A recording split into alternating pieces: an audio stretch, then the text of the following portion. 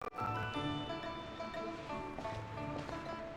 votes we go say hi to Xiangling first.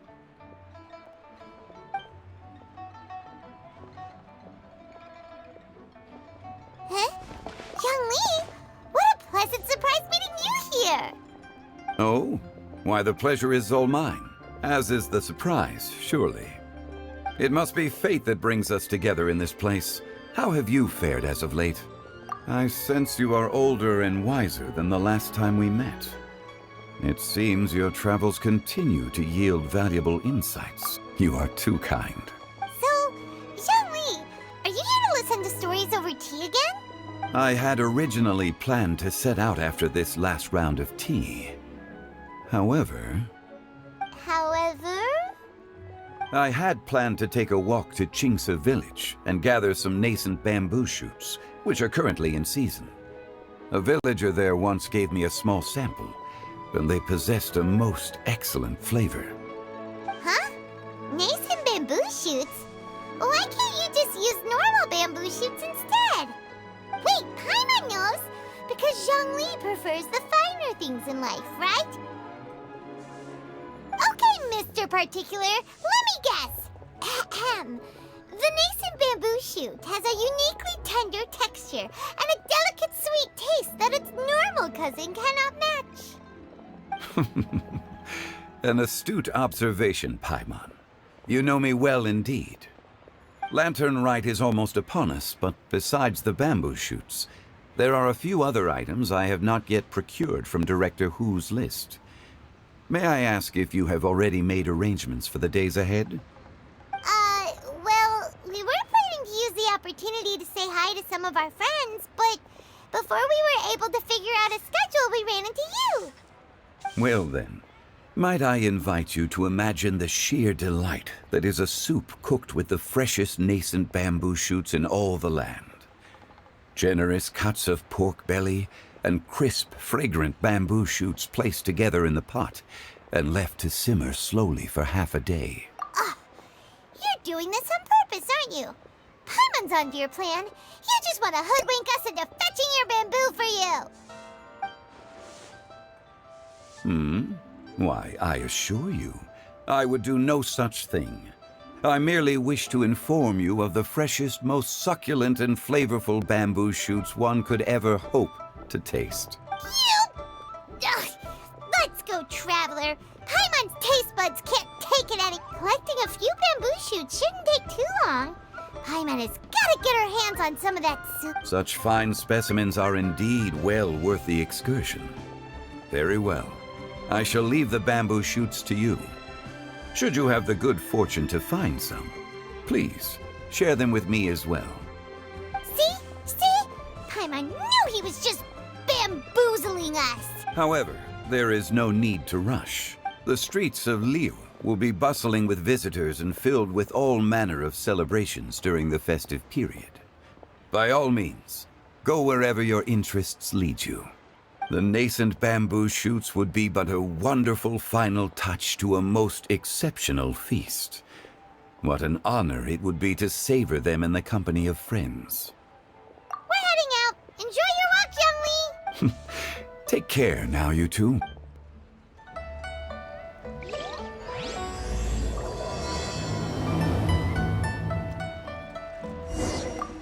As for Director Hu's list, I shall attend to it after one last round of tea.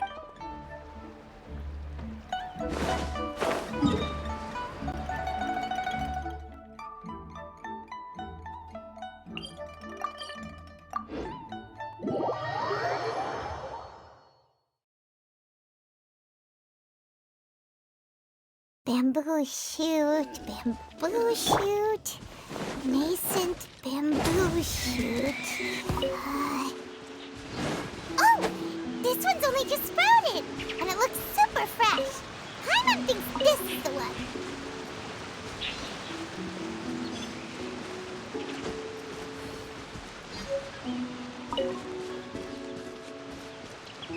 These should be enough. Let's head back. Help! Help! Did you hear that? Someone's calling for help.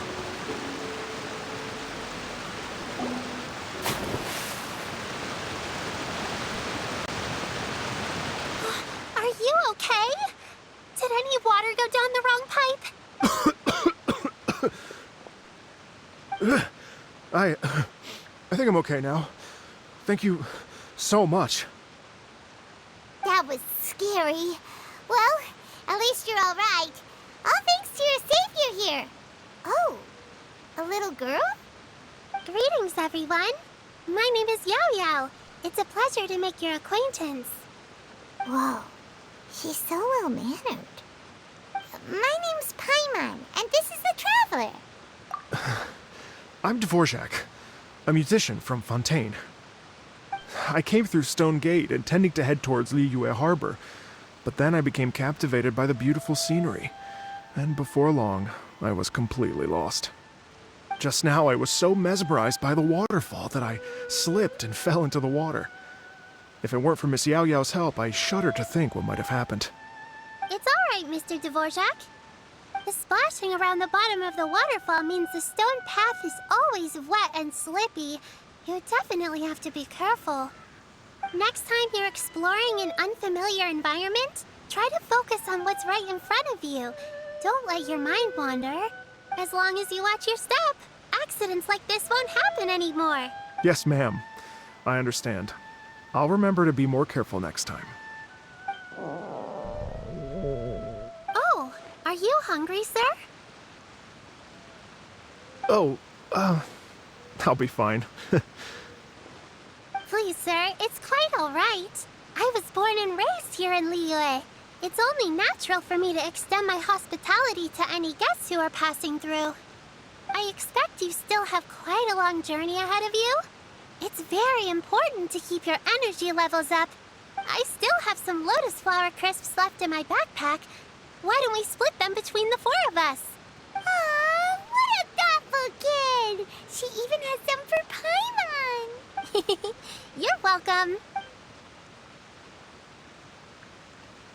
Mmm, so tasty!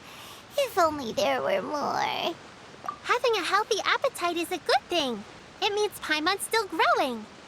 If I'd known I was going to run into you, I would have made a second batch. Hope you're taking notes, Traveler. This is how you treat your Paimon. What do you think, sir?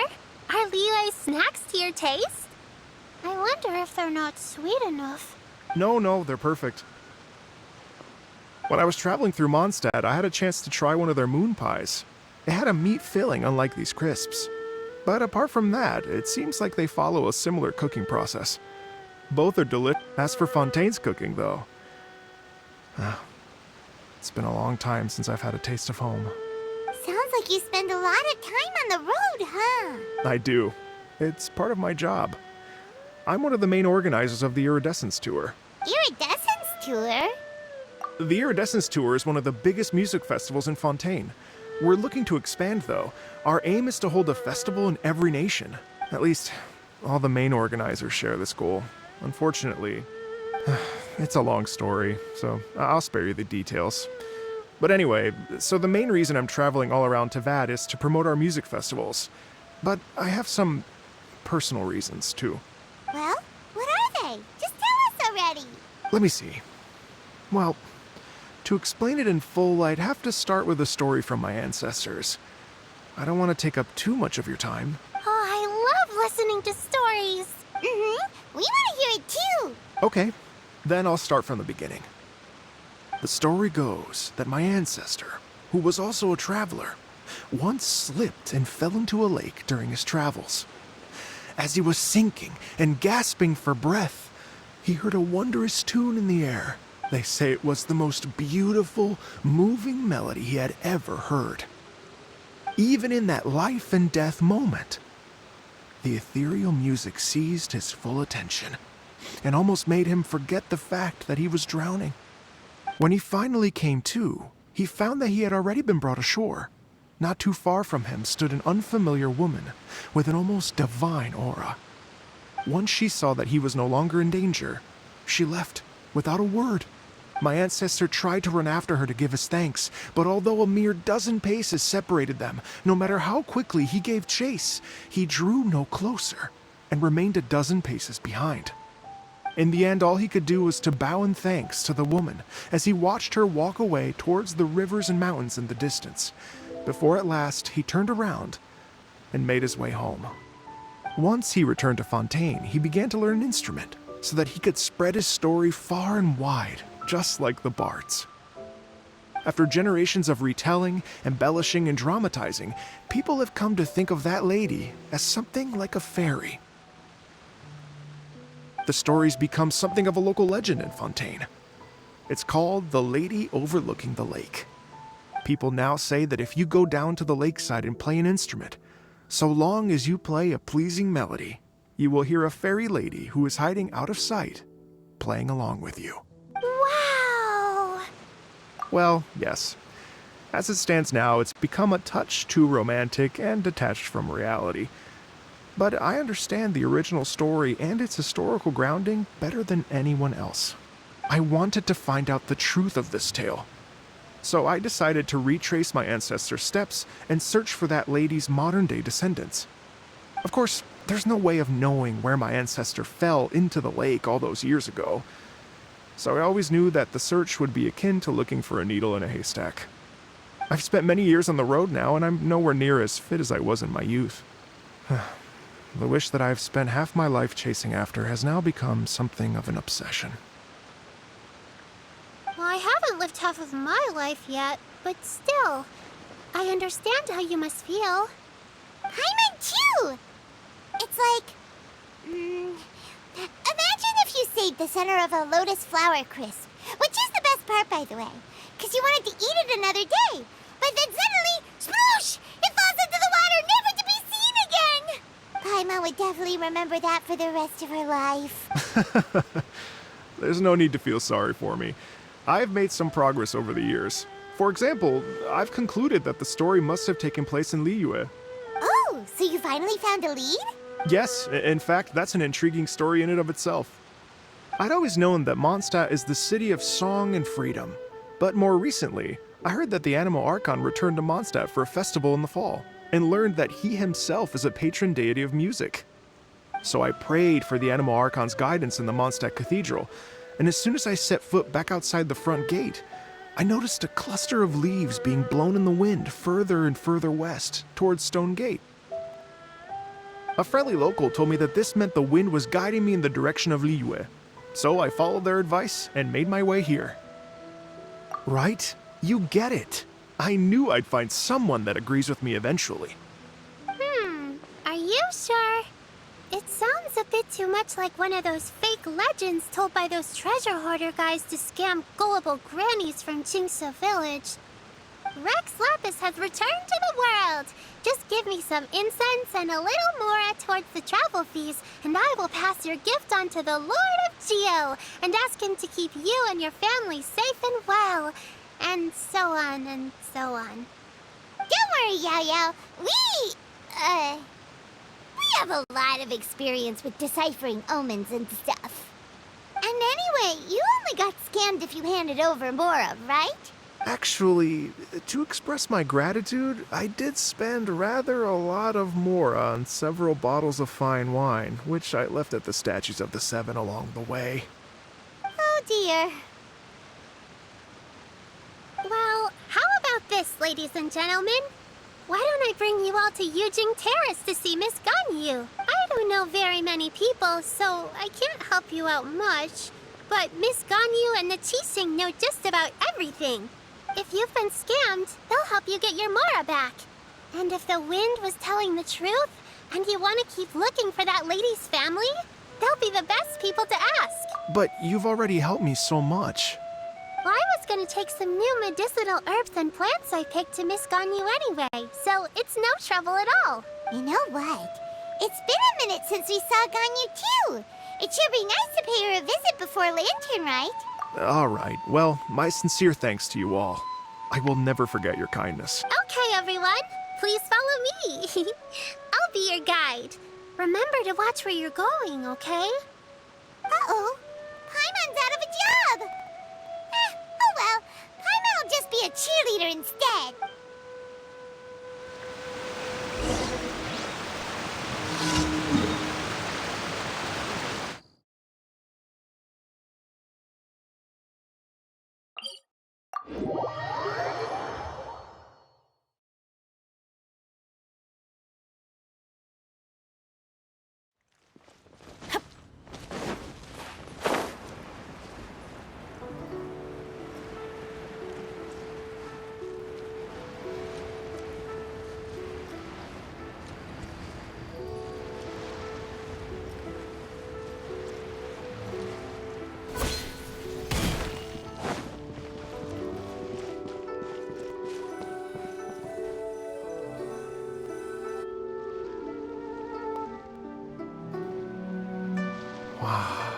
Liyue Harbor looks very different from when I came last.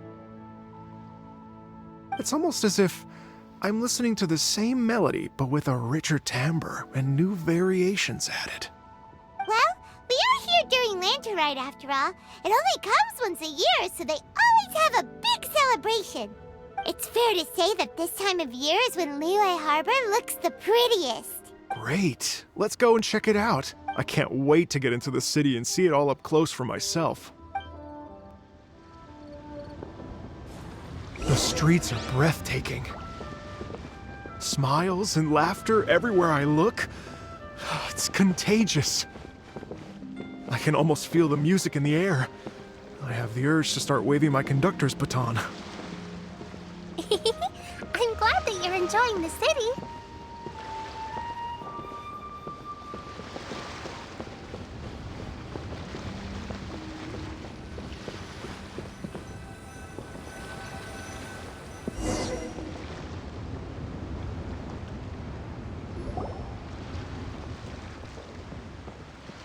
Hey everyone! Fancy meeting you all here. What a nice surprise. Hello, Xinyan. Let me introduce some new friends. They are... Traveler, Paimon, and Mr. Dvorak, right? I've known them all for quite a while. When I was last here to advertise a Liyue stop for the Iridescence Tour, Xinyan was one of the few people willing to give me the time of day. Well, feels like I've been chasing this Iridescence Tour bandwagon halfway around the world, but I keep getting stood up. What's going on, Mr. Dvorak? I'm so sorry, Xinyan. We've had a string of terrible luck recently, and every time we've tried to put on a show, something or other has come up to stop our plans from materializing. Is that right? I guess it can't be helped. So, what brings you to Liyue Harbor at this time of year anyway? Thinking of putting on a music festival during the Lantern Rite celebrations? A Lantern Rite music festival?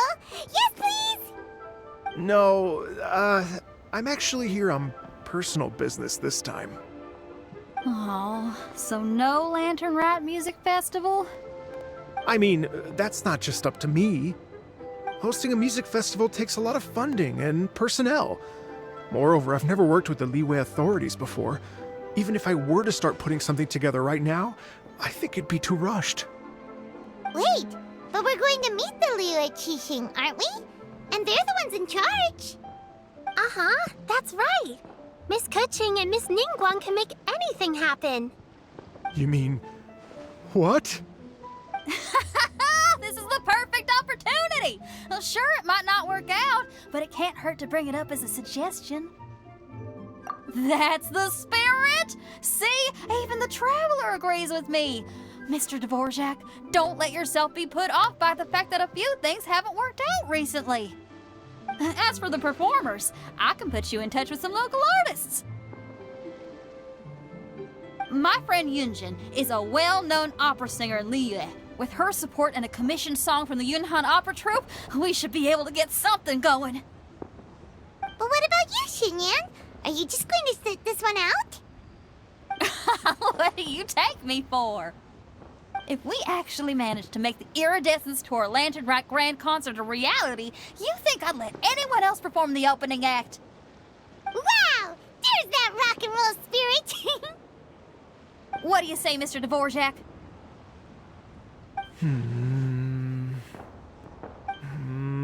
Okay. I'll give it a shot. But the opening act is not something to be chosen lightly, Xinyan. I will judge your work by the strictest of standards, so please make sure you are fully prepared. Are you kidding? I thought you'd never ask. Whew, guess my shopping time's getting cut short. I'm gonna head back right away and start working on this. Yao Yao, if you run into your senior on the way to the Qixing, please send her my regards. Okay, I promise I will. Good luck with your music, Xinyan. You've got this, Xinyan! So about the senior of yours Xinyan mentioned just now, is that anyone we know? Yes, it's Xiangling. She's mentioned you two before. I've got a bunch of interesting Xiangling's gadgets. always thinking about All cooking. from my time. Whenever she gets scrapes or burns, she just leaves them to heal by themselves. She definitely needs someone around her to look after her. I know you must have looked out for her a lot too in the time you've known her. So, thank you for that.